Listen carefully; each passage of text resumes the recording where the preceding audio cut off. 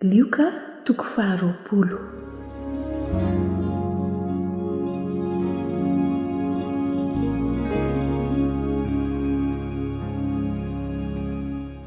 Ny nanontaniany lohan'ny mpisorona sy ny loholona an Jesosy ny amin'ny fahefany ary ny fanoharana navalon'i Jesosy azy.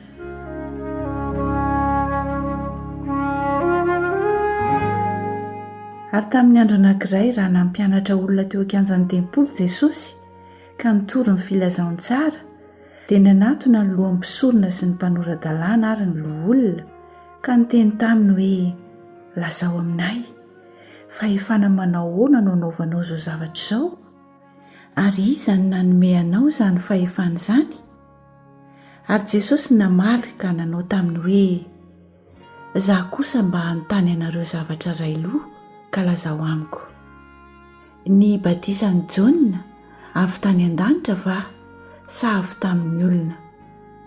Dia niara-nisaina izy ka nanao hoe: raha ho lazaintsika hoe mantsy avy tany an-danitra dia ataony hoe: nahoana ny tsy nino azy ianareo? Fa raha ho lazaintsika hoe kosa avy tamin'ny olona dia hitora-bato antsika ny vahoaka rehetra satria inono mpaminany Jaona. Dia namaly ireo fa tsy fantany izay niaviany. Ary Jesosy nanao taminy hoe: izaho kosa tsy ilaza aminareo izay fahefana hanaovako izao zavatra izao. Dia nilaza izao fanoharan'izao tamin'ny olona izy ka nanao hoe: nisy lehilahy anankiray nanao tanim-boaloboka ka nahofany tamin'ny olona mpiasa tany izany. Dia nandeha nitoetra ela tany an-tany hafa izy. Ary tamin'ny fotoana dia naniraka mpanompo ka any amin'ny mpiasa tany izy mba handray amin'ny vokatry ny tanim-boaloboka. Fa ny mpiasa tany mikapoka iny ka nampandeha azy maina. Dia naniraka mpanompo anankiray koa izy ary nokapoiny mafy koa iny sady nalany baraka ka nampandehan'ny maina. Dia naniraka anankiray koa izy ary iny koa dia nataony naratra ka norohany. Dia hoy ny tompony tanim-boaloboka: inona re no ataoko? Aniraka ny zanako malalako aho, angamba hanaja izy. Fa raha nahita iny ny mpiasa tany dia niara-nisaina izy ka nanao hoe: ity ny mpandova, andeha ho vonoantsika io mba ho antsika ny lova. Dia namoaka azy tany ivelan'ny tanim-boaloboka izy ka namono azy. Ataony tompony tanim-boaloboka ahoana moa izy amin'izany? Ankany izy dia hamono ireo mpiasa tany ireo ka omeny olon-kafa ny tanim-boaloboka. Ary raha nare izany ireo dia hoy izy: sanatra izany. Ary Jesosy nijery azy ka nanao hoe: ahoana moa izao voasoratra izao?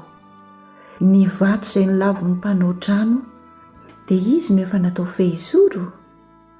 Izay rehetra potraka amin'izany vato izany dia ho torotoro, fa na iza no anjerany dia ho mongomongo.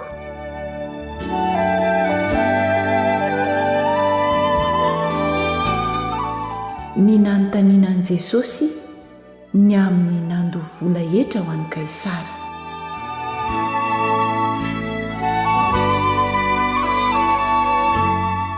Ary tamin'izany ora izany dia nitady hisambotra azy ny mpanora-dalàna sy ny lohan'ny mpisorona, nefa natahotra ny olona izy satria fantany fa izy no nolazainy tamin'izany fanoharana izany.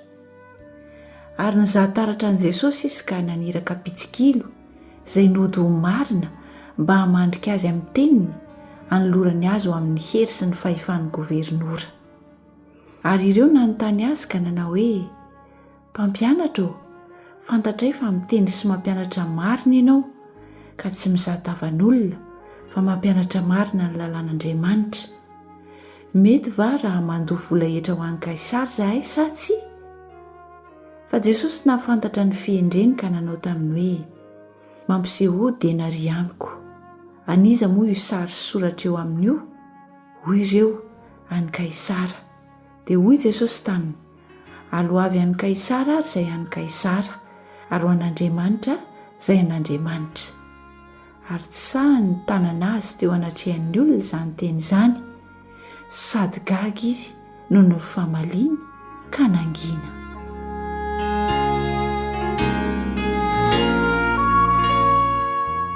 ny nanontaniany sadoseo an' Jesosy ny amin'ny hitsanganany maty.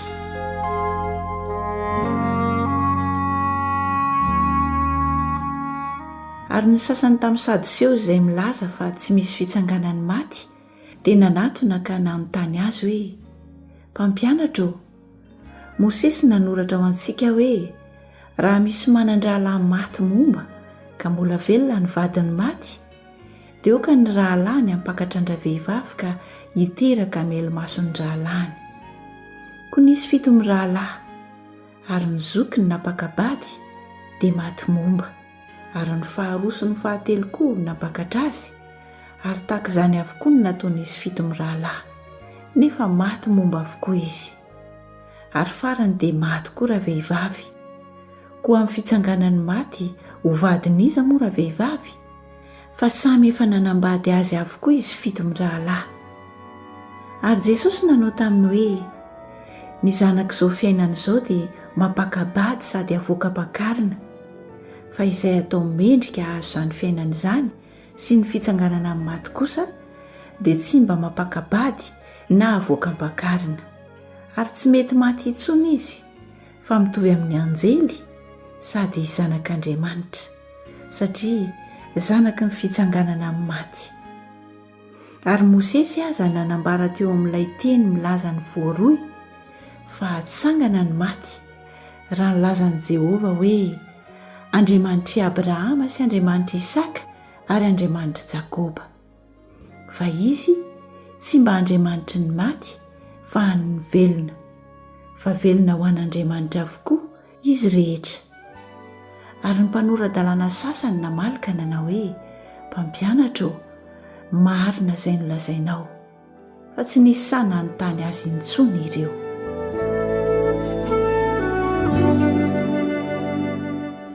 Ny nanontanian'i Jesosy ny fariseo ny amin'izay mahazanaky Davida ny Mesia.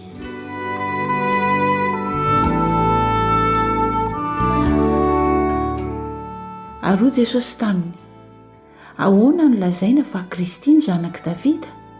Fa Davida ihany no milaza eo amin'ny bokin'ny Salamo hoe Jehovah nilaza tamin'ny tompoko hoe mipetraha eo an-tanako ankavanana, ambara-panaoko ny fahavalonao ho fitoerany tongotrao.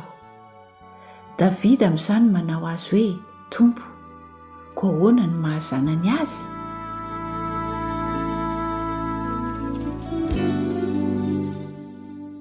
Ny nilazan'i Jesosy ny faharatsian'ny mpanora-dalàna sy ny fariseo.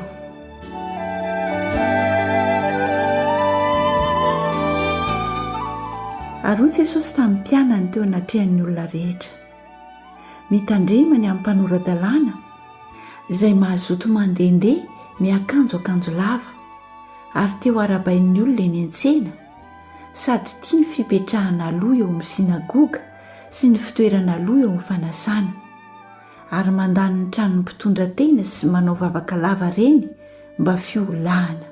Ireo dia ahazo fahamelohana mafimafy kokoa.